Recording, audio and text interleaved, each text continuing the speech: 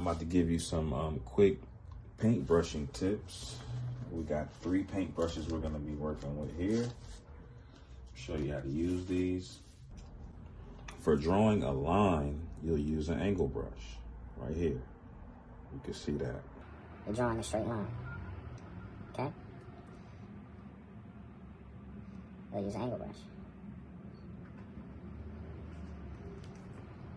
To get into a crevice, you'll use a fan brush. So we got a crevice right here we're trying to get into, and we'll use the fan brush. But the fan brush is thin, and it can fit inside of the crevice, like so. Okay?